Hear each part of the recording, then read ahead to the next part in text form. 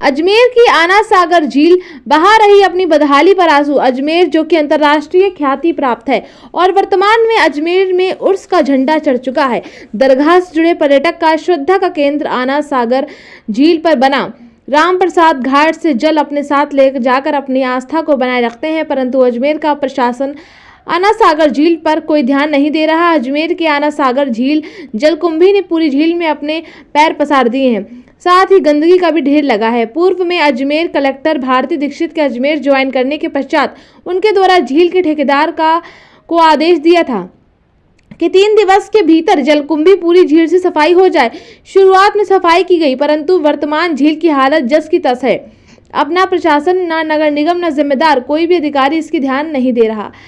अजमेर के जागरूक भाजपा चुनाव आयोग विभाग के संभाग प्रभारी एडवोकेट राजीव बंगरू ने प्रशासन से मांग की है कि जल्द से जल्द झील को दुरुस्त करना चाहिए, क्योंकि वर्तमान में उर्स का मेला चल रहा है। इस कारण पूरे देश भर ही नहीं अपितु विदेश से भी मेहमान अजमेर उर्स में आते हैं, वो झील को भी देखते हैं। झील का आज वर्तमान हालत से कहीं ना कहीं पूरे देश भर में अजमेर का नाम खराब हो रहा है, इसलिए उसको जल्द से जल्द दुरुस्त कराना चाहिए और जिम्मेदार अधिकारी के खिलाफ कार्यवाही करनी चाहिए और जिस भी ठेकेदार को ठेका दे रखा है उसको तुरंत प्रभाव से निरस्त करना चाहिए। आइए देखते हैं ये खास रिपोर्ट। देखिए, अजमेर अंतर्राष्ट्रीय ख्याति प्राप्त है और यहाँ पर आना सागर की जो झील है कहीं ना कहीं सौंदर्यकरण को लेकर बहुत एक अपना अलग ही पहचान है। अजमेर अंतर्राष्ट्रीय के साथ यहाँ पर उर्स का भी फेयर भी चालू हो चुका, झंडा चढ़ चुका है, परंतु इस झील की ओर प्रशासन पूरा मौन है, कोई इसकी ओर ध्यान नहीं दे रहा।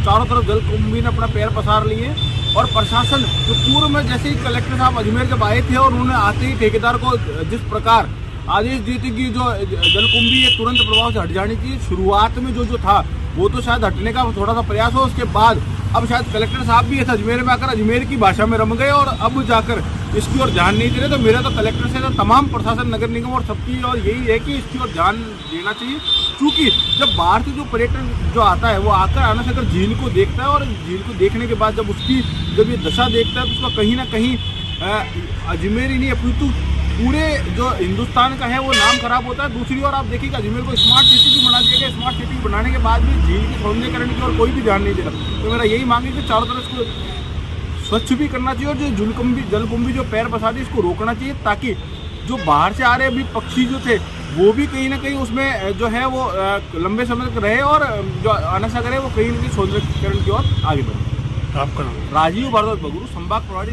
भाजपा चुनाव विभाग राजस्थान।